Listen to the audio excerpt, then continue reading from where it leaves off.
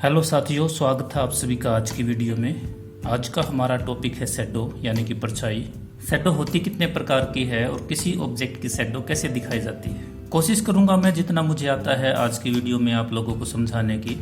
इसके लिए हम प्रयोग करेंगे सिंपल HB की पेंसिल, एक इरेजर का प्रयोग कम से कम हमें करना चाहिए। और जो पेपर हमने लिया है वो सिंपल जेरोक्स पेपर है जो फोटोकॉपी के लिए हम यूज़ करते हैं A4 साइज का। सबसे पहले हम ऑब्जेक्ट की ड्राइंग कर लेते हैं। ऑब्जेक्ट की ड्राइंग करने के लिए आपको उसकी आकृति का पता होना चाहिए। ड्राइंग करते वक्त ये ध्यान रखें कि पेंसिल को बिल्कुल हल्के हाथ से चलाएं और जितनी भी लाइनें आप लगाना चाहते हैं उतनी लगाएं। इनको बार बार इरेज करने की कोशिश ना करें। ऑब्जेक्ट की ड्राइंग करने के बाद अब हमने ऑब्जेक्ट के ऊपर पड़ने वाले प्रकाश के प्रभाव को समझना है ताकि हम इसके अंदर अच्छे से शेडिंग कर सकें। अब मान लेते हैं कि यहाँ हमारा सूर्य है। अब इस सूर्य का प्रकाश जो इस ऑब्जेक्ट के ऊपर आएगा उसका प्रभाव किस तरह से पड़ेगा वो हमने समझना है। अब सूर्य के अंदर से बहुत सारी किरणें निकलती हैं। हमने उन दो किरणों को दिखाना है जो कि इसके किनारों को स्पर्श करते हुए जाएगी। जैसे एक किरण यहाँ से निकलेगी और नीचे जमीन पर जाकर टकराएगी। दूसरी किरण हम यहाँ से निकाल लेते हैं, ये यहाँ पर जमीन पर आएगी। अब मान लेते हैं ये ऑब्जेक्ट एक मेज के ऊपर रखा है। मेज का पीछे वाला पोर्शन यहाँ पर होगा। अब इस ऑब्जेक्ट की शैडो कैसे बनेगी अगर हम उसको देखें तो यहाँ से लेकर यहाँ तक का जो पोर्शन होगा ये वो पोर्शन होगा जहां पर धूप नहीं पहुंच पाएगी। तो इसका मतलब इधर का जो पोर्शन है ये पोर्शन डार्क होगा। यहाँ से लेकर यहाँ तक का ये पोर्शन डार्क होगा, ये वाला।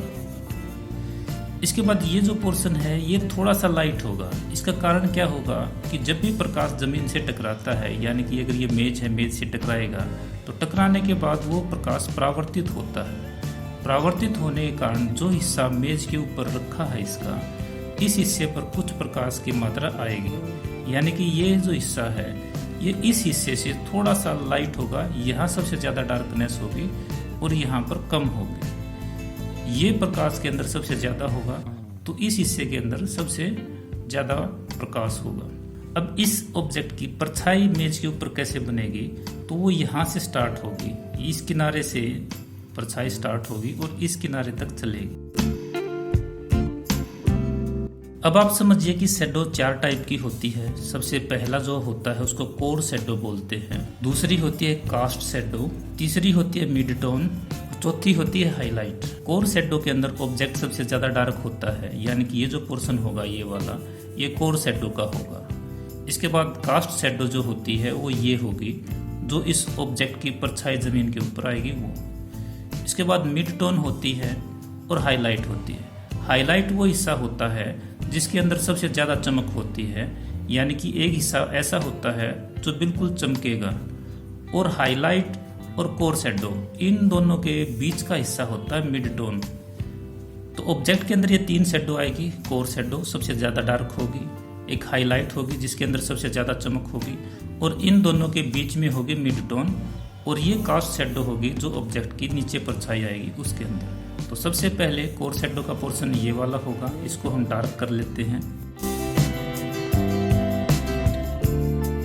क्योंकि ऑब्जेक्ट हमारा राउंड शेप में है तो हमने शैडो भी इसी प्रकार से करनी है। इसको अगर आप बिल्कुल इसी तरह से लाइन लगा के करोगे तो ये राउंडनेस आपकी नज़र नहीं आएगी ऑब्जेक्ट के अंदर। ये तीनों हिस्से अलग अलग बनाने के बाद अब हमने क्या करना है कि इस हिस्से को और इस हिस्से को हमने मिक्स करना है, यानी कि यहाँ पर मिड टोन हम लेके आएंगे। तो मिक्स करने के लिए बिल्कुल हल्के हाथ से ही हम पेंसिल को चलाएंगे और इनको धीरे धीरे मिक्स करेंगे। इसी प्रकार नीचे। एक बात को और ध्यान रखें, जो ऑब्जेक्ट की बाहरी लाइन होती है जो हमने ड्राइंग करते वक्त की थी, इनको कभी भी एक्स्ट्रा डार्क न करें। जिस हिसाब से आप शेडिंग दिखाना चाहते हो, जैसे यहाँ पर ज़्यादा डार्क है पोर्शन, ये कोर शैडो है, तो ये लाइन भी डार्क होगी और ये इस शैडो के साथ मिक्स होंगी, ये अलग से दिखाई नहीं देगी। यहाँ पर मिड टोन है तो ये भी उसी के हिसाब से उतनी ही डार्क होगी जितनी डार्क शेडिंग होगी।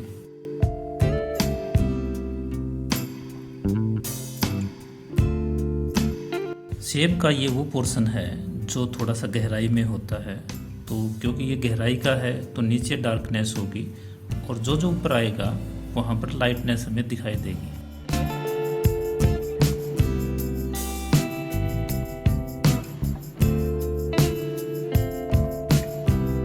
जब हम ऑब्जेक्ट की शैडो नीचे दिखाते हैं तो इसको हमने ध्यान रखना है कि इसका जो बीच का पोर्शन है, एक तो ऑब्जेक्ट के बिल्कुल नीचे ये डार्क होगा और इसके अंदर जो दूर का पोर्शन है ये बीच में तो डार्क होगा, परंतु जो जो इसकी परछाई बाहर की तरफ निकलती जाएगी वो लाइट होती चली जाएगी, यानी कि डार्कनेस कम होती जाएगी।